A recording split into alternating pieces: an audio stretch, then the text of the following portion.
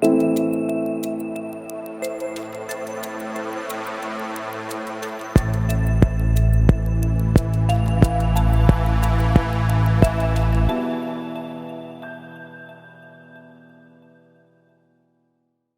right, and we are live once again, straight from the Buzz Conference, and I'm sitting with legend in the business, Mark Faris. Mark, welcome to the Buzz. Welcome to Broker's Playbook. How are you, my man? I'm doing great. Good to see you and be talking with you here, Simon. And I don't know about the legend part, but I could say the same about you. Jeez.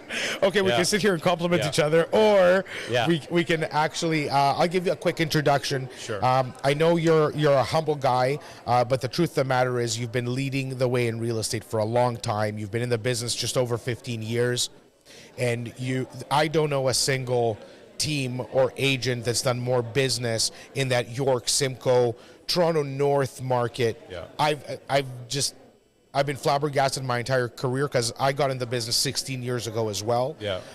So we're in the business actually the exact same amount of time. And I've always been a huge fan of your systems, your process, and really treating your business as a real business, not a job. Yeah. And the difference, I think, to that is, well, maybe I'll let you speak to the difference between treating your business as a business versus a job. Yeah, big. I mean, that's huge. When an agent gets into the business, if you can look at it as that business side, and it changes the way that you act on a day-to-day basis. Because when you do something, you don't think about it as, I'm going to do it one and done. You're thinking about, how can I create a system to be able to do it consistently in a high-quality fashion. And so when you start the thinking about experience that way, has to stay high quality, but the systems have to make it efficient and scalable. Well, the big thing with the business is, if you see it truly that way, then it's how can you create it in a way that the next person can do it at that same high quality that you're doing it.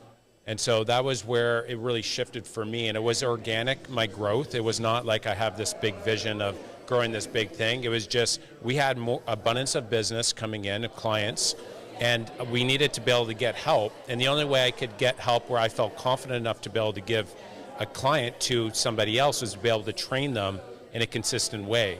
And so when I look at it as a business, you create a systematic approach to it as much as possible as the leader, so that the next person can step in to give you that we'll just say that confidence to be able to pass that client off, where they're going to be treated as well as if you were servicing them. What do you believe, and I completely agree, what do you believe is the number one part of an agent's value proposition that clients are looking for right now in this market that's, again, I'm using the word volatility because it really encapsulates all the fear of the unknown, the events of the last 2 years, media misinterpretations. What is a client looking for right now that you're delivering with success? So the number one thing I think we're all looking for is a guide, right? An expert that is not an order taker.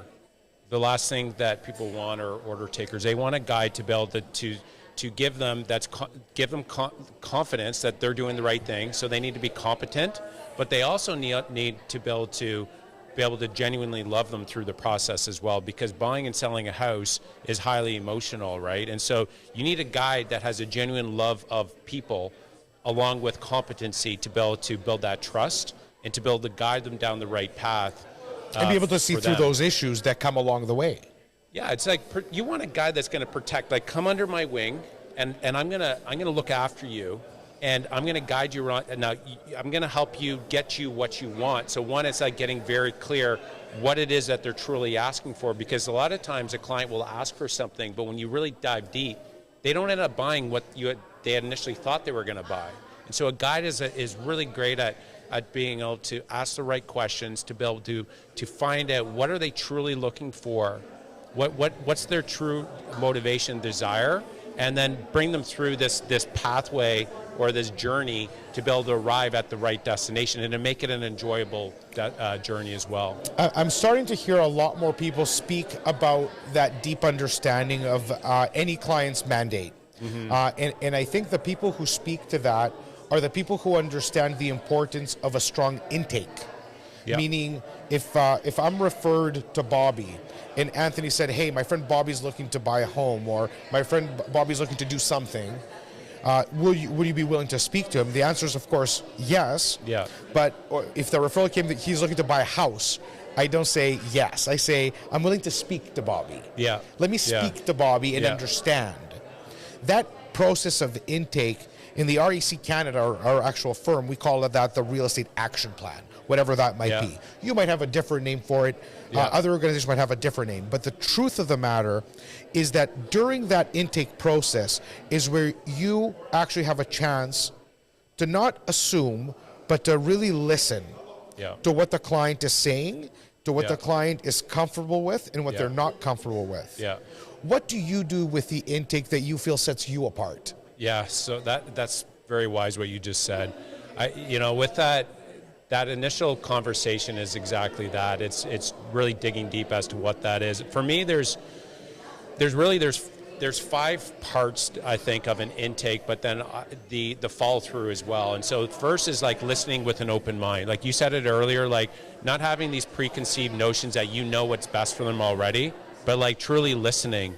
Right, the Lord gave us 2 ears and 1 mouth for reasons. Like we should be listening, and that starts with really great questions. And then once you do ask those questions, then it's a matter of like repeating it back to them so that they know that you know what it is. Confirmation, because sometimes we're like, yeah, and this, or not quite, and this. You want to like, that's right, yeah, that's right, right, so that they really feel that confidence. I think that's really important. And then from there, it's like you want to be able to give empathy. Like maybe they've been struggling with something. I understand where you're coming from. Especially right now, we get a 100%. million calls with people in distress, anxiety and stress. How do we calm them? Yeah, well, and that's where that to me, people want to be heard. They want to be listened to, and they want empathy. And you may not be the right person for them to be working with them, but then you can still have a great experience in that phone call, but then you can make an introduction. And that, to me, it's like, so it's listen with an open mind, repeat it back, show empathy, and then from there it's like taking action and like really doing something. And servicing their needs with a referral if necessary, not always thinking of what's going to make me a buck, rather what's going to service the client's 100%. mandate appropriately. Yeah, because listen, I find that the top successful people, they're more long-term thinkers. Like, the reputation is the most valuable thing, right? So if that's the case, if I can really go the extra mile and make an introduction and not trying to like grab every last piece, that's going to come back around. 100%. And it's going to come back from the client who was satisfied with referrals, but also the business provider that you supported, knowing that you did the right thing, will also have you first in line for a referral in your market. So yes, and in addition to that, what I find is by you doing that, you're selling yourself that you're doing a good job. And I find that the best salespeople, it's not about convincing somebody else that you're the best. It's about convincing yourself that you're the best, right? Yes. And so that's where, when you start doing these small things, it reinforces that you are the best at what you do and that you're truly an expert and you genuinely care, and people feel that, right? Amazing. Yeah. One last thing. I know these pod sessions are short today given where we are, but you have made a major, I'm not going to say a shift, you added a vertical to the Faris name. You have started a multifamily passive investment product. To our brothers and sisters in this business, how can the Faris multifamily portfolio, and it should start with them looking at what it is, but how can a product and vehicle of that nature add value to their business or to them specifically? Well, and so for me, the birth of this idea was 2 major problems in Ontario. One was rent control, and the other one is the ability to cash flow on deals. So that's what forced me actually to look at some different options. And you're talking fundamentals of real estate investing here. That's right. And so for me, by actually going down, so in Florida, it's another vertical or another option to build and invest. And so when you start looking at apartment deals or rentals, the higher you go up, generally there's economies of scale there. So for me, I wanted to be able to go compete against the BlackRocks and these big insurance companies and buying these larger buildings. But to actually do that, the way that you compete against them is you get a group of people or other partners. And so really right now, we're really putting the word out there that with real estate agents, that if they do have any clients or if they want to invest and come beside us and partner with us as well, we're actually giving an incentive of that 1.5% of anything that's invested. We're actually giving as another tool in their toolbox. That's right. If they're speaking with an investor, so that's an incentive we're giving, but it's giving them another tool really to build. Mark, Broker's Playbook, and I'll speak to it. We serve as what we want to become the gold standard in enabling the industry to become more than a real estate agent. That old adage of you're just out to get an open house and a listing. You are an advisor, you are a consultant, you're a business owner, you're a founder, and you took the chance to roll the dice and work for yourself. Start acting like it is basically where my vision is for them to be able to walk into a kitchen table, look at the client in the eye, and believe that they will service and grow their wealth well above and beyond the needs of the home today. And I love that, and I think the real estate investing side, like that's one thing that you do really well, and you're leading the pack on that for sure. And I think that, I mean, when you look at the numbers, 90% of millionaires made it through investing in real estate, right? That's facts. Right? And if you look back 10 years, the biggest regret that I hear from agents is that they wish they would have bought more real estate. And they hear that from their clients as well. So for me, in 10 years from now, real estate's going to be more expensive.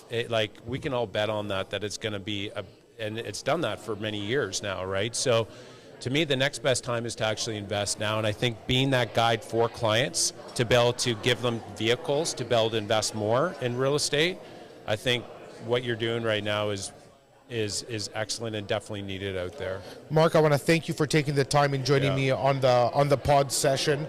I look forward to a long and fruitful working relationship with you and your team. I am very interested in learning more about it, and I do believe that you are going to end up on our organization's shelf as a solution to build wealth in southern U.S. and Florida. I appreciate it. Thank you, my man. Appreciate it. Yeah. Cheers. Yeah.